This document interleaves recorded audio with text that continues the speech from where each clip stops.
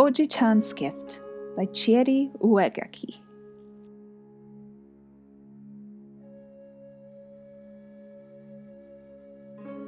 When Mayumi Van Horten was born, her grandfather built her a garden. It sat behind a tidy brown house nearly halfway around the world, and it was unlike any other garden she knew. There were no tulips or daffodils or daisies, no carrots or cabbages or peas. Ojiichan had made the garden out of stones, big ones, little ones, and ones in between. Some reminded Mayumi of turtles. Others stood like mountains, rugged and tall.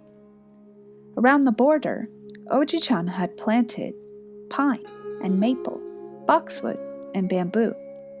And in just the right spot, by a stone lantern and a persimmons tree, was a sheltered bench where Ojiichan and Mayumi would share onigiri bento, packed in a lacquered box.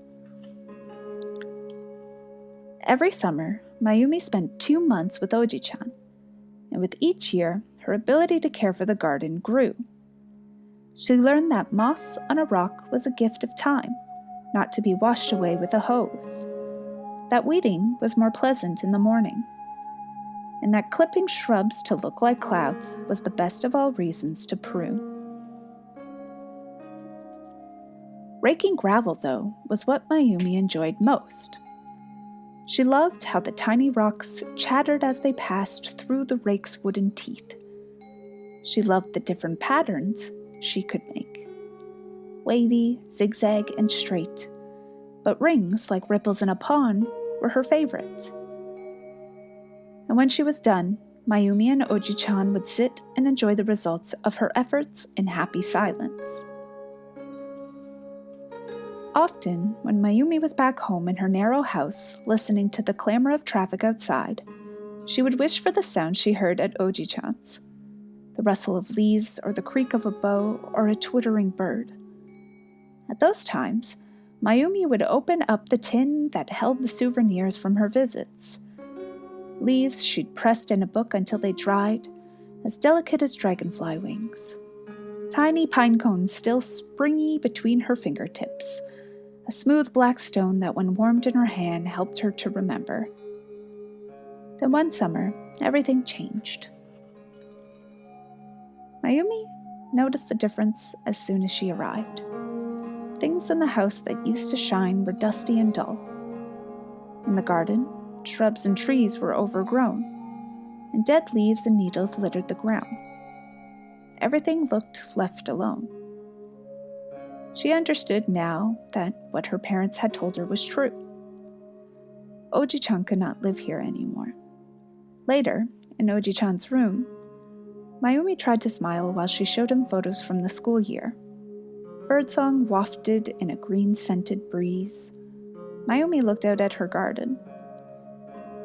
"Hi," Ojiichan said. "It's been waiting for you, Mayumi-chan." After lunch, while Ojiichan napped, Mayumi went into the garden and walked out onto the gravel.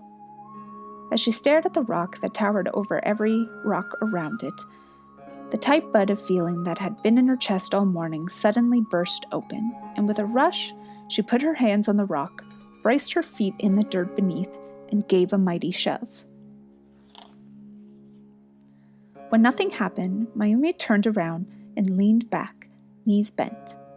She pushed as hard as she could, wanting the rock to give. And if it did, she was going to push and push and push until the thing toppled down. But the rock didn't budge, not even a little. Mayumi kicked the ground hard, spraying gravel everywhere. She kicked again and again, not caring, until a rock ricocheted back and hit her on the face.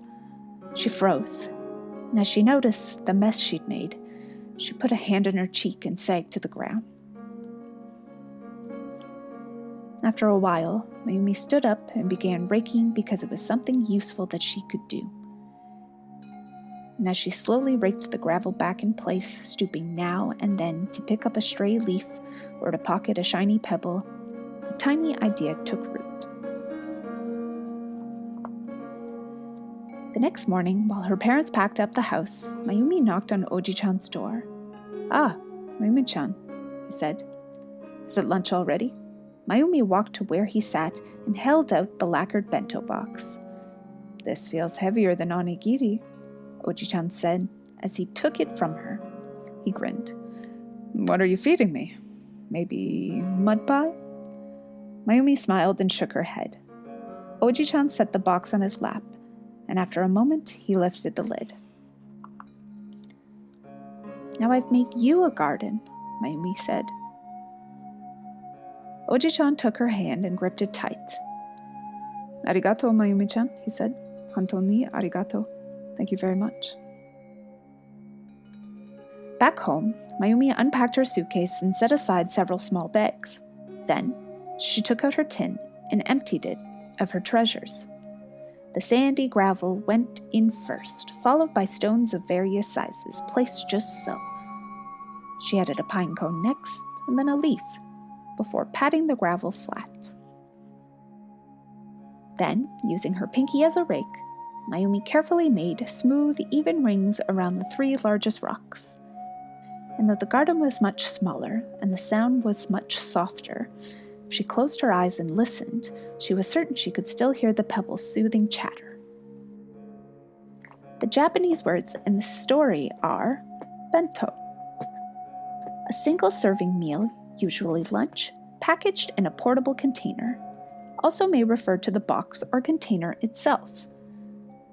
Chan, a suffix that, when attached to the end of a person's name, expresses affection or familiarity. Hi. Yes. Hontou ni arigato. A phrase meaning thank you very much. Oji-chan, the informal, familiar version of Oji-san, which means grandfather, similar to granddad or grandpa in English. Onigiri, small balls or triangles of rice, often filled with a pickled or salty filling, and usually wrapped in dried seaweed.